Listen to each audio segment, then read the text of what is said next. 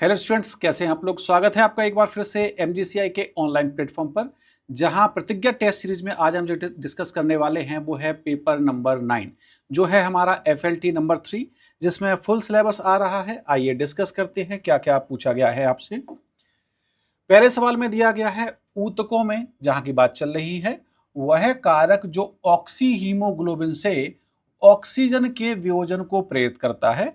तो आप जानते हैं कि यहां पर मान लीजिए कि ये हमारा क्या है, ऊतक है, और यहां पर जो है ब्लड लेकर आ रही है कोई एक धमनी। तो यहां पर हीमोग्लोबिन से ऑक्सीजन जुड़ा हुआ होता है HbO2 के रूप में। सवाल ये कहा गया है कि जब ऊतक में पहुंचता है ब्लड तो आखिर ऑक्सीजन हीमोग्लोबिन से अलग क्यों हो जाती है। ऊतकों में ऐसी क्या क्या कंडीशन है। तो हम बोलते हैं वहां पर कि ऊतकों में जो है क्या हो रहा है। जो इन्होंने पूछा है कि ऊतकों में क्या कारक है ऐसा, कि ऊतकों में PO2 जो होता है वो कैसा होता है, वहां पर कम होता है, और PCO2 जो होता है ऊतकों में वो कैसा होता है, ज्यादा होता है। इसी से मिलते जुलते ऑप्शन हमें यहां पर देखना है कि हमें यहां पर क्या दिखाई दे रहा है। निम्न PO2, हाँ जी ये बात सही है, ये बिल्कुल हो सकता है। उच्च PO2, जी नहीं ये बात नहीं हो सकती। निम्न PCO2, जी नहीं PCO2 कैसा है, ज्यादा। उच्च PCO2 यानी कि ये बात सही है कि PCO2 कैसा है, उच्च है। और आप जानते हैं कि CO2 एक गर्म प्रभाव पैदा करने वाली गैस है। मतलब अगर PCO2 उच्च है तो ताप भी कैसा होगा, उच्च होगा, निम्न ताप नहीं होगा। और साथ में हमारे पास ये भी पता होगा कि CO2 अम्लीय प्रभाव पैदा करने वाली गैस है, और अम्लीय प्रभाव ज्यादा होगा, अम्लीयता ज्यादा होगी तो pH उतनी ही कम होगी। यानी कि हमें जो देखने को मिल रहा है वो है ADFG, जो हमें देखने को मिल रहा है किसमें, ए में। तो हमारा करेक्ट आंसर इसमें क्या है, ए है। नेक्स्ट क्वेश्चन पे चलते हैं कि मानव में गैसों, और कौन सी गैसों का बात चल रही है O2 और CO2 का वायु तथा रक्त के बीच। अब आप जानते हैं कि वायु कहां होगी, कूपिकाओं में। ये रहा कूपिकाएं, और ये रहा हमारा क्या, रक्त जो है। यहां की बात चल रही है कि बीच विनिमय जो होता है वो कहां होता है। तो वो जो विनिमय होता है वो किसके स्तर पर होता है, कूपिकाओं के स्तर पर होता है। किसके स्तर पर होता है, कूपिकाओं के स्तर पर होता है। तो हमारा जो करेक्ट आंसर यहां देखने को मिल रहा है वो है क्या, कूपिका। करेक्ट आंसर इसमें जो है वो क्या है, डी है। नेक्स्ट क्वेश्चन पे चलते हैं। नेक्स्ट में कहा गया है कि कूपिका केशिकाओं में, सेम वही डायग्राम जो अभी आपको बना के दिखाया कि ये रही हमारे पास क्या, कूपिका, और ये रही वो केशिका जिसके बीच क्या होगा, आदान प्रदान होगा। सवाल इनका जो है वो क्या है कि कूपिका केशिकाओं में PCO2, तो केशिकाओं की बात करें तो यहां जो PCO2 होता है वो होता है 45 mm ऑफ Hg। कूपिका वायु में PCO2, कूपिका वायु में जो PCO2 होता है वो होता है 40 mm ऑफ Hg। अब उनका सवाल क्या है कि कूपिका केशिकाओं में PCO2 कूपिका वायु में PCO2 से 5 mm ऑफ Hg कैसा है, अधिक है। यानी कि ये जो बात कही गई है वो कैसी है, सही है। दूसरे में क्या कहा गया है कि CO2 जो है रक्त की तुलना में, जो दूसरा डायग्राम हम लोगों ने बनाया था जहां पर एक तरफ हमारा क्या है, ऊतक है, और एक तरफ हमारा क्या है, रक्त कोई लेके आ रहा है ना।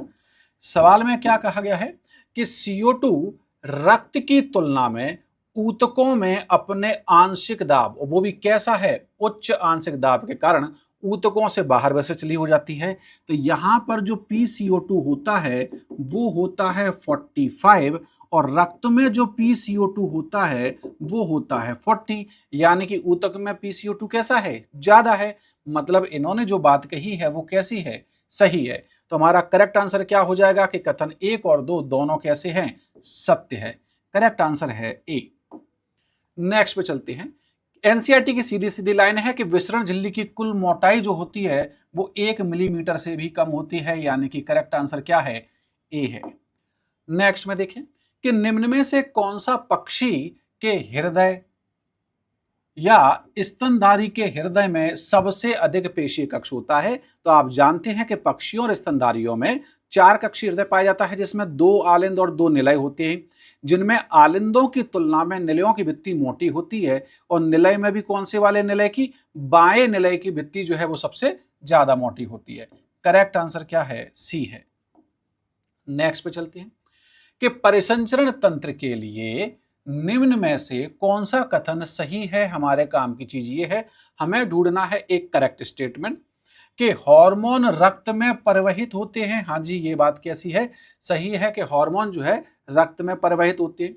सभी अकशेरुकियों में खुला परिसंचरण पाया जाता है। देखिए, अकशेरुकियों में खुला परिसंचरण पाया जाता है, ये बात सही है, लेकिन सभी के लिए बात गलत है, क्योंकि एनिलिडा में कैसा है, बंद है, और सिफेलोपोड मोलस्का में भी कैसा है, बंद है। यानी कि ये बात कैसी हो जाती है, गलत। केशिकाओं में सिराओं से मोटी भित्ति पाई जाती है, जी नहीं, सिराओं केशिकाओं में सबसे पतली भित्ति पाई जाती है। सबसे मोटी भित्ति जो मिलती है वो मिलती है किसमें, धमनियों में। यानी कि ये बात भी कैसी है, गलत है। क्रमबद्ध परिसंचरण फुफ्फुसों को और फुफ्फुस से रुधिर का संवहन करता है, जी नहीं, क्रमबद्ध परिसंचरण जो है वो अन्य अंगों को करता है। फुफ्फुसों को जो परिसंचरित करता है वो है फुफ्फुसीय परिसंचरण। यानी कि ये बात भी कैसी है, गलत है। तो हमारा करेक्ट आंसर क्या है, ए है। नेक्स्ट पे चलते हैं। निम्न में से कौन सी घटना रासायनिक युग्मानुबंध, बात चल रही है इसकी, से सूचना के स्थानांतरण में सम्मिलित है। मतलब हमें रासायनिक केमिकल साइनेप्स को लेके बात देखनी है कि तंत्रिका संचारी पश्च सिनेप्टिक ग्राहियों से जुड़ते हैं। हाँ जी, ये बात कैसी है, सही है। पोस्ट सिनेप्टिक न्यूरॉन की जो मेम्ब्रेन है उस पर क्या लगे होते हैं, रिसेप्टर, वहां पर जाके न्यूरोट्रांसमीटर जो है वो जुड़ जाते हैं। दूसरा है calcium ion channel pre synaptic क्षेत्र में खुलते हैं। हाँ जी, कैल्शियम के चैनल वहां पर होते हैं। यानी कि ये बात भी कैसी है, सही है।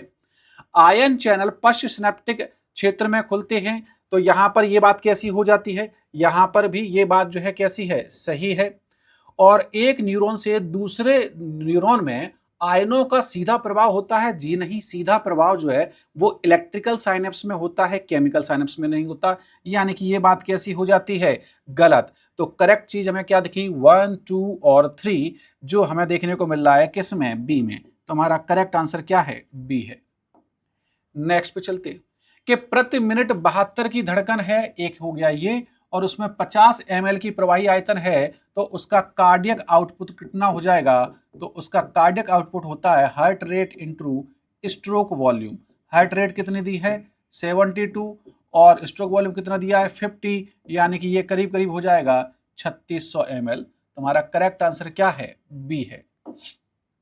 नेक्स्ट पे चलते हैं।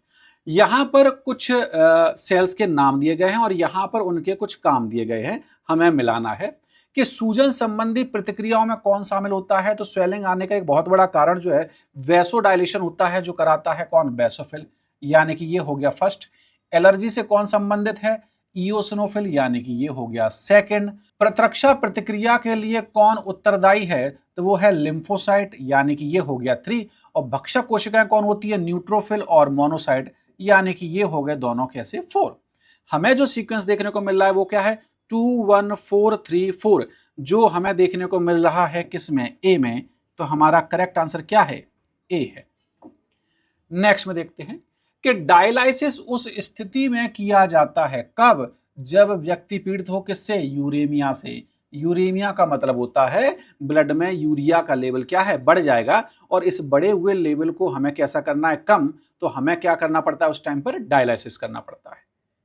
नेक्स्ट क्वेश्चन कि उपरोक्त दिए गए प्राणी की मादा में कौन सी संरचना एब्सेंट होती है। ये डायग्राम जो दिया गया है वो दिया गया है उपास्थल मछली का, और आप जानते हैं कि उपास्थल मछली में नर के केस में एक कॉपुलेटरी ऑर्गन पाया जाता है जिसे हम क्या कहते हैं, क्लैस्पर कहते हैं।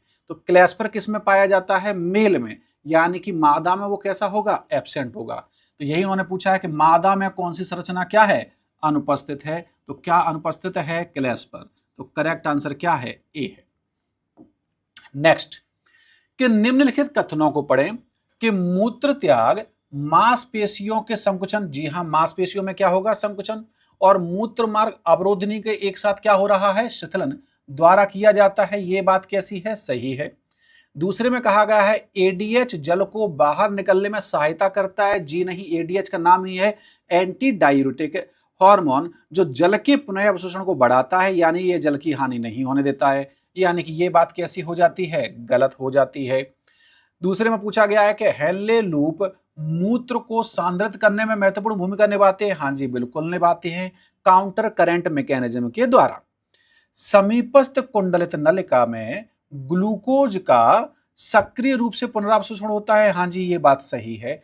तो हमें इसमें ढूंढना क्या है कि उपरोक्त कथनों में से कितने क्या है, असत्य हैं। हमारे काम की चीज है ये। तो इसमें हमें गलत कितने मिल रहे हैं, सिर्फ सेकंड, यानी कि हमारा करेक्ट आंसर क्या हो जाएगा, सी हो जाएगा। नेक्स्ट पे चलते हैं। नेक्स्ट में दिया गया है हीमोडायलाइसिस में रक्त को अपोहन इकाई में भेजने से पहले उसमें हेपेरिन जैसा पदार्थ मिलाया जाता है। हाँ जी, ये बात सही है, एनसीईआरटी ने लिखा है। सवाल है क्यों मिलाया जाता है, क्योंकि अगर हम उसमें हेपेरिन जैसा पदार्थ नहीं मिलाएंगे तो बॉडी से बाहर आते से ही कहीं वो ब्लड क्लॉट ना बन जाए। क्या यही स्पष्टीकरण नीचे दिया है? तो हम बोलेंगे कि कथन और कारण दोनों सही है, और जो कारण है वो उसका सही स्पष्टीकरण भी है। नेक्स्ट में कहा गया है अपोहक द्रव की संरचना नाइट्रोजन युक्त अपशिष्ट को छोड़कर प्लाज्मा के समान ही होती है। हाँ, ये बात सही है, प्लाज्मा के समान होती है, लेकिन ये इस बात का क्या है, स्पष्टीकरण नहीं है।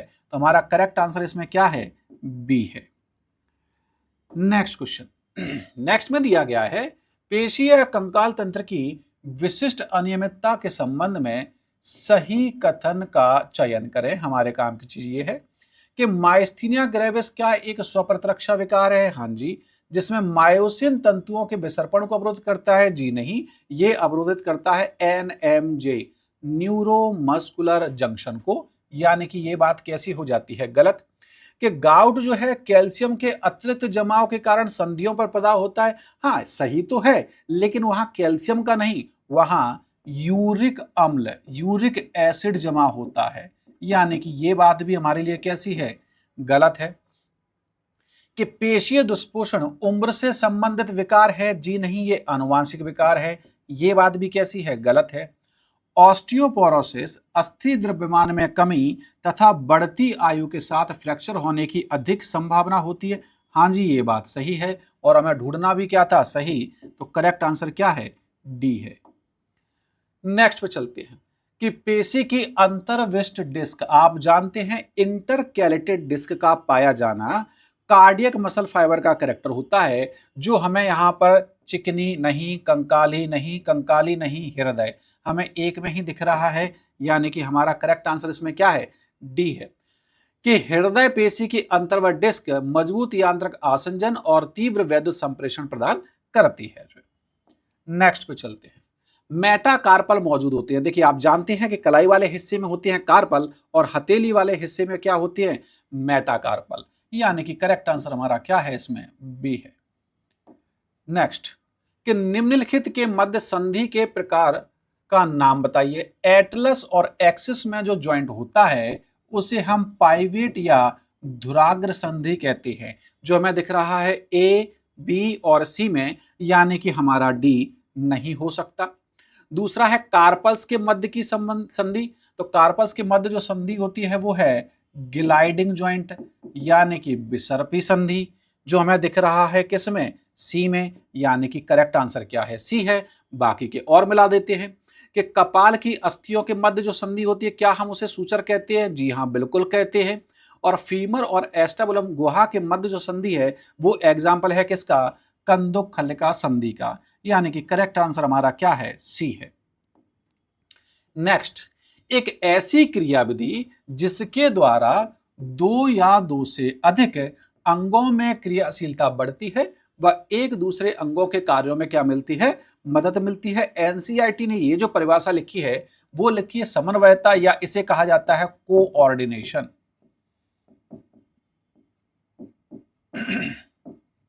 तो हमारा करेक्ट आंसर क्या है, डी है।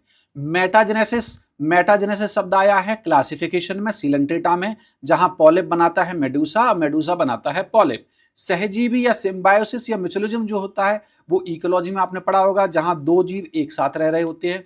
और साम्यावस्था होती है अपने इंटरनल एनवायरनमेंट को स्थायी बनाए रखना। तो यहां पर जो करेक्ट आंसर है वो क्या है, समन्वयता है।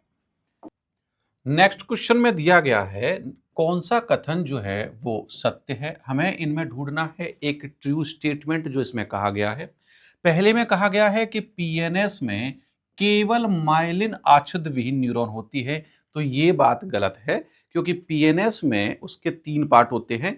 एक होता है सोमैटिक, एक होता है विसरल और एक होता है ऑटोनॉमिक।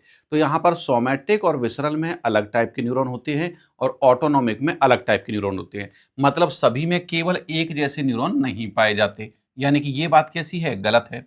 सीएनएस में माइलिन आच्छादित युक्त न्यूरॉन मिलते हैं। हाँ जी, ये बात सही है कि सीएनएस में माइलिन आच्छादित युक्त न्यूरॉन मिलते हैं। जबकि पीएनएस की बात करें तो पीएनएस में माइलिन आच्छादन युक्त तथा माइलिन आच्छादित विहीन, जैसा कि अभी आपको बताया, दोनों प्रकार के न्यूरॉन मिलते हैं, यानी कि ये बात भी कैसी है? सही है। मतलब हमारा स्टेटमेंट बी और सी जो है वो कैसा है? सही है। जो हमें देखने को मिल रहा है डी में, यानी कि हमारा करेक्ट आंसर क्या है? डी है। नेक्स्ट पे चलते हैं कि एक ग्रंथि जिसे हाइपोफाइसिस सेरेब्राई, या जिसे हम लोग किस नाम से जानते हैं? पीयूष ग्रंथि के नाम से जानते हैं, जो कि कायिक ऊतकों की वृद्धि बिल्कुल करवा सकता है, परिवर्धन को नियंत्रित करती है। यदि प्रारंभिक आयु, हमारे काम की चीज ये है कि दौरान इस ग्रंथि का स्रावन बढ़ जाए तो क्या होगा, और साथ में विपरीत हो जाए तो क्या होगा। तो हम जानते हैं जब बढ़ जाएगा प्रारंभिक उम्र में तब हम उसे कहते हैं जाइजेंटिज्म, और कम हो जाएगा तो हम उसे कहते हैं ड्वार्फिज्म, जो हमें कहां दिखाई दे रहा है? सी में, जाइजेंटिज्म और ड्वार्फिज्म। तो हमारा जो करेक्ट आंसर है वो क्या है? सी है। नेक्स्ट क्वेश्चन पे चलते हैं। नेक्स्ट में लिखा है कि निम्न में से कौन से विकल्प में वंश का नाम ये रहा, उसके लक्षण ये रहे, व वर्ग और संघ का सही मिलान किया गया है। कि ऑर्निथोरिंकस, आप जानते हैं ऑर्निथोरिंकस एक स्तनधारी वर्ग का मेंबर है, यानी कि ये बात सही है। इसमें त्वचा में रोम उपस्थित होते हैं, लेकिन ये जरायुज नहीं होता है, ये अंडज होता है, यानी कि ये वाली बात हमारी कैसी हो जाती है? गलत। क्योंकि ऑर्निथोरिंकस या डकबिल प्लेटिपस स्तनधारी होते हुए भी कैसा है? ओविपेरस है। कैमेलियन में टिम्पेनम कर्ण को दर्शाता है, ये बात सही है। इसमें प्रीहिंसाइल टेल पाई जाती है और ये छद्मावरण, आप जानते हैं कि गिरगिट जो है अपना रंग बदल सकता है छुपने के लिए। क्या ये सरीसृप का है? बिल्कुल है, यानी कि अभी जो हमें करेक्ट लग रहा है वो क्या है? बी है। कोलंबा, इसकी अगर हम बात करें कि जैसे हम कबूतर कहते हैं, क्या ये सरीसृप में आता है? जी नहीं, ये आता है किस में? पक्षी में, यानी कि ये बात भी कैसी हो जाती है? गलत। नेक्स्ट है क्लेरियस।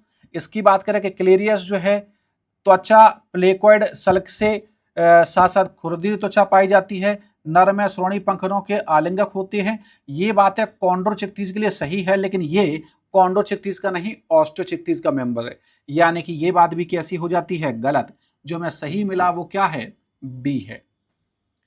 Next question. नेक्स्ट में दिया गया है निम्न में से कौन सा हार्मोन कभी कोशिका द्रव्य तक नहीं पहुंच पाता? कोशिका द्रव्य तक वो नहीं पहुंच पाते जिनके रिसेप्टर लगे होते हैं कहां? सेल मेम्ब्रेन पर। कोशिका द्रव्य तक वो पहुंच पाते हैं जो स्टीरॉयड नेचर के होते हैं, और स्टीरॉयड नेचर में एनसीईआरटी ने जो एग्जांपल दिया है वो दिया है एड्रिनल कॉर्टेक्स के हार्मोन और दिया है सेक्स हार्मोन। इन्हीं चीजों को आप अलग कर दें कि क्या ये हमारा स्टीरॉयड नेचर का है, ये सेक्स हार्मोन है, मतलब ये कैसे नेचर का है? स्टीरॉयड। प्रोजेस्टेरोन भी इसी में आ जाएगा, यानी कि ये भी कैसा है? हमारा स्टीरॉयड। और टेस्टोस्टेरोन भी हमारा कैसा है? स्टीरॉयड। यानी कि 3 हार्मोन की कैटेगरी कैसी दी है? स्टीरॉयड। और ये डायरेक्ट जाकर के सेल के अंदर क्या कर जाएंगी? एंट्री। जो बाहर रह जाएगा वो कौन है? FSH। यानी कि करेक्ट आंसर हमारा क्या है? बी है। नेक्स्ट पे चलते हैं कि जैविक घड़ी का नियमन। देखिए बायोलॉजिकल क्लॉक जो है अगर नर्वस सिस्टम में देखें तो कहा जाता है किसके लिए? हाइपोथैलेमस के लिए। लेकिन यहां पर उन्होंने कहा है हार्मोन द्वारा, तो हार्मोन द्वारा जो करता है वो है पीनियल काय, यानी कि करेक्ट आंसर क्या है? बी है।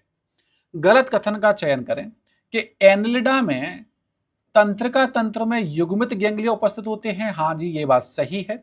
कि झींगा में 2 जोड़ी श्रृंगिकाएं होती हैं, ये बात भी कैसी है? सही है, उनमें एंटीना पाए जाते हैं। कि पॉरीफेरा के जीव केवल समुद्री होते हैं, ये बात गलत है, क्योंकि एनसीईआरटी ने एक फ्रेश वाटर स्पंज का नाम भी दिया हुआ है, यानी कि पॉरीफेरा के सारे सदस्य समुद्री नहीं है, कुछ फ्रेश वाटर वाले भी हैं, यानी कि ये कैसा है? गलत। और हमें चुनना क्या था? गलत।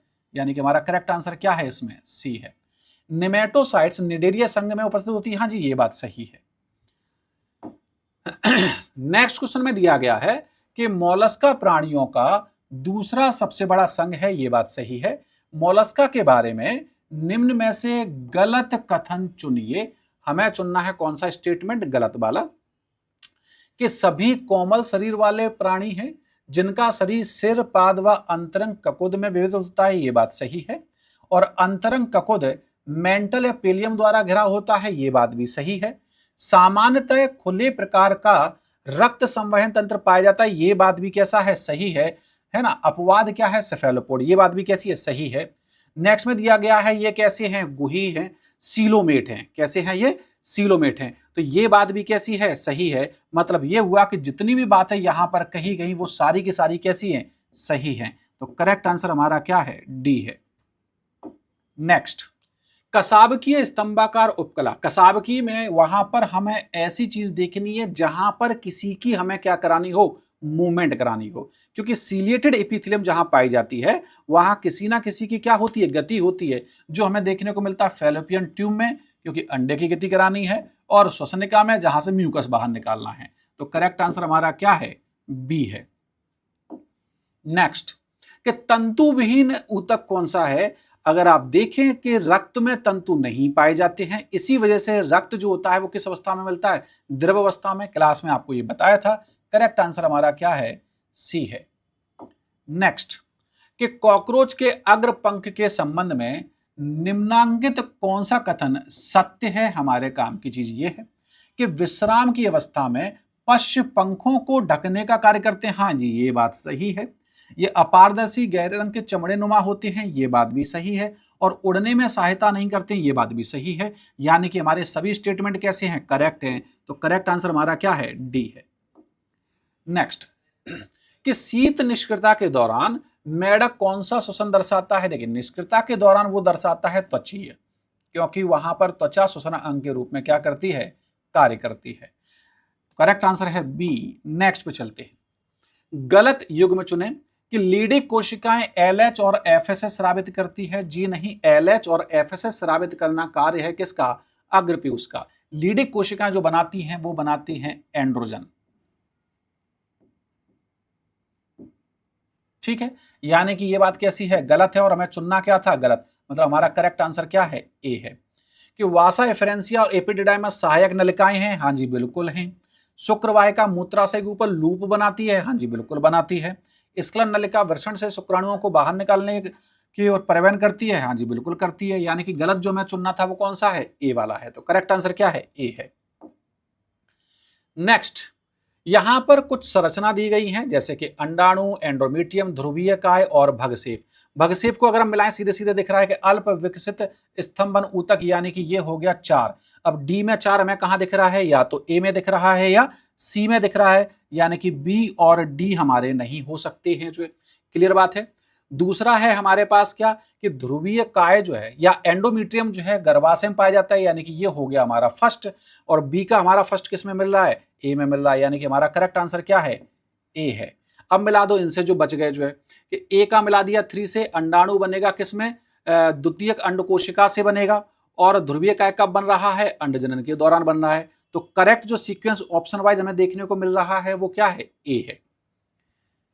नेक्स्ट क्वेश्चन, कि कथनों को ध्यानपूर्वक पढ़िए तथा निम्न विकल्पों के आधार पर प्रश्न का उत्तर दीजिए। कथन 1 में कहा गया है कि मेढक के हृदय में निलय धमनी शंकु, जिसे हम लोग कॉनस आर्टियोसस कहते हैं, उसमें खुलता है। तो हाँ जी ये बात कैसी है, सही है। किसमें खुलता है, कॉनस आर्टेरियोसस। ठीक है, यानी कि ये कथन कैसा है, सही है। कि मेढक का संवहन तंत्र विकसित बंद प्रकार का होता है, हाँ ये बात भी सही है। मतलब हमारा करेक्ट आंसर क्या है, डी है। कि कथन 1 व कथन 2 दोनों ही कैसे हैं, सही है। नेक्स्ट क्वेश्चन, निम्नलिखित कथनों को ध्यानपूर्वक पढ़ें और सही, ये है काम की चीज, सही विकल्प चुनें। कि वयस्क मानव में वृषण 4 से 5 सेंटीमीटर लंबे और 2 से 3 सेंटीमीटर चौड़े होते हैं, यानी कि ये बात हमारी कैसी है, करेक्ट है। वृषण पालिका वृषण में पाए जाने वाले छोटे कक्ष हैं, यानी कि ये बात भी हमारी कैसी है, सही है। और प्रत्येक वृषण पालिका में 2 से 4 अत्यधिक गुण, 2 से 4 नहीं, एनसीईआरटी ने 1 से 3 कहा है। यानी कि ये बात कैसी हो गई, गलत। और शुक्राणुओं का निर्माण वृषण में उपस्थित 250 कक्षों में होता है, तो कक्षों में नहीं होता है, ये सेमनीफेरस ट्यूब्यूल के अंदर होता है।